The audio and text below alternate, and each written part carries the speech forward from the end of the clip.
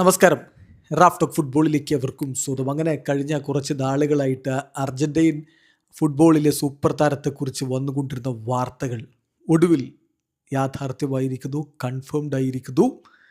Atletico മാഡ്രിഡിൽ നിന്ന് Argentine super താരം ഇതാ പുറത്തു പോകുന്നു. അദ്ദേഹം റിവർ പ്ലേറ്റിലേക്കാണ് എത്തുന്നത്.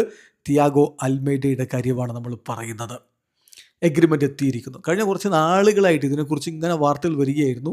ബ്രസീലിയൻ ക്ലബ്ബായിട്ടുള്ള ഫ്ലെമിംഗോ താരത്തിനായിട്ട് രംഗത്തുണ്ടായിരുന്നു. അതുകൊണ്ട് തന്നെ ബ്രസീലിയൻ മാധ്യമം ഗ്ലോബോയിലും അർജന്റീൻ മാധ്യമം TYC സ്പോർട്സിലും ഡിയാരിയോ ഒലയിലും ഒക്കെ നമ്മൾ എന്ത് വാർത്ത തപ്പിച്ചെന്നാലും ഇതിനെക്കുറിച്ച് ഇങ്ങനെ റൂമറുകൾ കേൾക്കാമായിരുന്നു. അതിപ്പോൾ കൺഫേംഡായി, ഒഫീഷ്യലായി.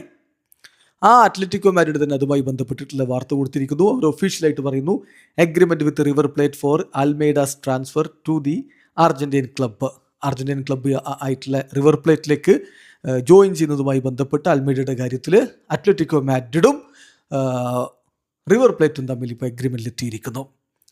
We wish you the best of luck എന്ന് അൽമേഡയോട് പറയുന്നു. നിങ്ങളുടെ ജീവിതത്തിലെ അടുത്ത ചലഞ്ചിന്, നിങ്ങളുടെ പ്രൊഫഷണൽ ഫ്യൂച്ചറിന്, നിങ്ങളുടെ പേഴ്സണൽ ഒബ്ജക്റ്റീവ്സിന് എല്ലാം ഞങ്ങൾ ബെസ്റ്റ് വിഷസ് നൽകുകയാണ് എന്ന് പറഞ്ഞുകൊണ്ട് താരത്തെ അവിടെ നിന്ന് യാത്രയാക്കുന്നു അത്ലറ്റിക്കോ മാഡ്രിഡ്. നമുക്കറിയാം, വെലസ് സാർസ്ഫീൽഡിലൂടെ ആരംഭിച്ച കരിയറാണത്. പിന്നെ അദ്ദേഹം അറ്റ്ലാന്റ യുണൈറ്റഡിൽ പോയി. ആ സമയത്താണ് വേൾഡ് കപ്പ് ഒക്കെ കളിക്കുന്നത്, 2022 വേൾഡ് കപ്പ്.